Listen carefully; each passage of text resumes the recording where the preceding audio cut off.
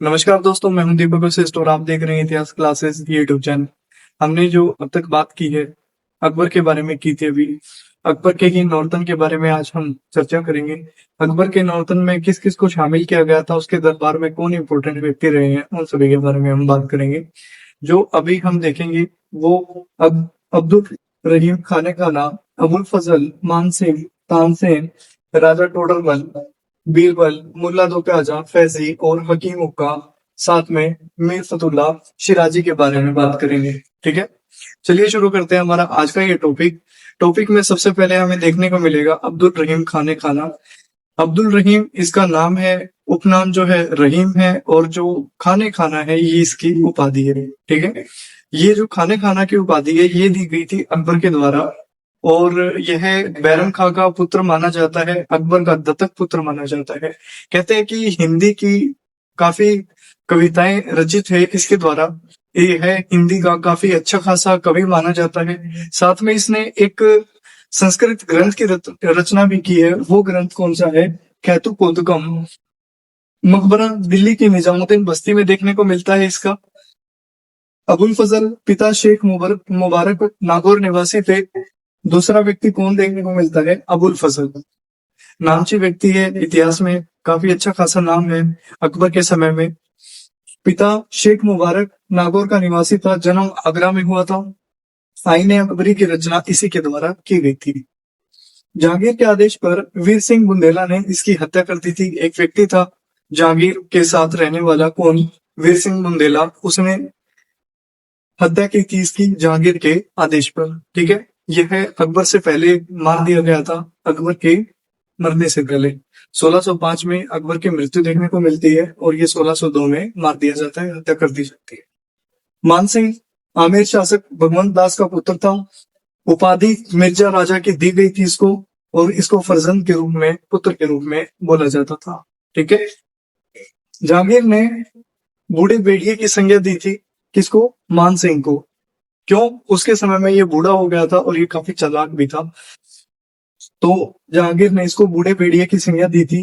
राजमहल बंगाल में एक मस्जिद और वृंदावन में गोविंद देव का मंदिर बनवाया था मानसिंह के द्वारा। ठीक है, दो चीजें बनवाई है, एक तो बंगाल में राजमहल क्षेत्र में मस्जिद बनवाई, और दूसरा वृंदावन में क्या करवाया? गोविंद देव राय का मंदिर बनवाया, या फिर कह सकते हैं कि गोविंद देव का मंदिर बनवाया था। ठीक है, तानसेन मूल नाम जो है रामतनु पांडे, या फिर मिश्र भी मिलता है कई जगह। प्रसिद्ध संगीतज्ञ थे, अच्छे खासे जानकार थे संगीत के। गुरु का नाम जो है हरिदास बताया जाता है इनके।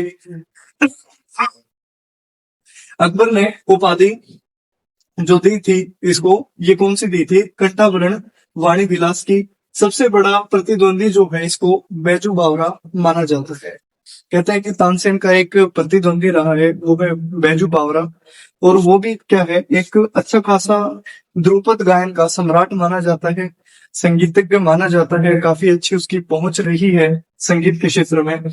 इसका नाम जो है बैजनाथ मिश्र बताया जाता है, तानसेन का जो प्रतिद्वंदी है। ग्वालियर संगीत परंपरा से ये संबंध रखता था। मोहम्मद गोस सूफी संत थे जो शतारी सिलसिले से जुड़े हुए थे। तानसेन इनके अनुयायी थे, और मकबरा जो है इनका कहाँ पर देखने को मिलता है? वो ग्वालियर में। इनका जो मोहम्मद गोस है। प्रसिद्ध राग मियाँ की टोड़ी, मियाँ का सारंग, मियाँ का मल्हार, ये तानसेन के प्रमुख राग माने जाते हैं। ठीक है, इस्लाम धर्म ग्रहण कर ईरानी शिक्षा ग्रहण की थी तानसेन ने। फिर अता अली खां इसका नाम रखा गया था। तानसेन को मालवा की रानी, जो मालवा है, सॉरी ये मालवा है, मालवा नहीं है, मालवा की रानी थी रूपमती, उनके द्वारा संगीत में इनको हरा दिया जाता है एक कंपटीशन में। मालवा की रानी संगीत में इनको हरा देती है। तानसेन ने ग्वालियर में मानसिंह द्वारा स्थापित संगीत विद्यालय में प्रशिक्षण भी प्राप्त किया था। ठीक है, अकबर के आने से पहले यह रीवा के राजा रामचंद्र का दरबार हुआ करता था। फिर हम बात करते हैं राजा टोडरमल की। आमेर का निवासी था। अकबर के काल में वित्त विशेषज्ञ भी इसको माना जाता है। इसके द्वारा कई सारे काम कराए गए थे, वो काम कौन कौन से हैं उनके बारे में जानेंगे। दयाशाला प्रणाली का ये जनक माना जाता है और कहते हैं कि गुजरात में सबसे पहले लागू की गई थी ये प्रणाली। देश प्रणाली क्या थी, मैंने पिछली वीडियो में बताया था। एक तिहाई जो भाग है कर के रूप में ले लिया जाता था। खेती जो कृषि है उसको अच्छे तरीके से करने के लिए कई सारे नए नए प्रावधान दिए गए थे, वो इसी व्यक्ति के द्वारा दिए गए थे। 1582 में दीवान ए अशरफ या दीवान ए आला की उपाधि इसको दी जाती है। राजस्व विभाग का इसको प्रमुख बना दिया जाता है। ठीक है। अबुल फजल ने इसे भोला बाबा, सादा लो तथा परंपरा एवं संकीर्णता का अंधभक्त बताया है। अबुल फजल कहता है कि यदि टोडरमल अपने अपने विचारों पर अडिग नहीं होता तो इसकी गिनती महात्माओं में की जाती। ठीक है।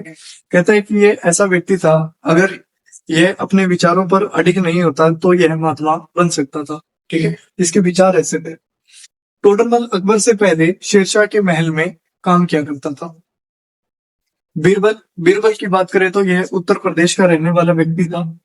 साथ में अगर मूल नाम की बात करें तो महेश दास इसका मूल नाम था।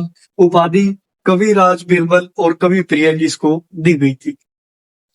जो समाधि है नारनौल हरियाणा में देखने को मिलती है। यह श्री ब्रह्मा नाम से कविताएं लिखा करते थे। कौन? बीरबल। मुल्ला दो प्याजा एक अलग व्यक्ति है। यह ईरानी व्यक्ति था, एक चतुर सलाहकार के रूप में अकबर के दरबार में रहता था। बीरबल का प्रतिद्वंद्वी माना जाता था। खाने में दो प्याज अवश्य खाता था, अतः नाम में प्रसिद्ध जो दो प्याजा है ये जुड़ जाता है इसके नाम के साथ। मुल्ला दो प्याजा की अगर हम एक सिंपल सी बात करें तो यह एक ईरान का व्यक्ति था, साथ ही काफी चतुर था, इसीलिए अकबर के दरबार में रहता था। बीरबल के साथ साथ इसकी तुलना की जाती थी। तुलना क्यों की जाती थी? क्योंकि ये भी चालाक था, वो भी बंदा चालाक था। तो खाने में इसको दो प्याज लगते थे, दो प्याज ये जरूर खाता था। इसी कारण क्या होता है, इसका नाम प्रसिद्ध हो जाता है मुल्ला दो प्याजा। इसमें एक बात और कही जाती है, इसका ऐतिहासिक प्रमाण न होकर कहानियों एवं कथाओं से जुड़ा है। इसमें कोई भी किसी भी तरीके का प्रमाण हमें देखने को नहीं मिलता। इतिहास में बस ये किस्से कहानियों से जुड़ा हुआ व्यक्ति माना जाता है, बाकी और कहीं पर ये हमें देखने को नहीं मिलता।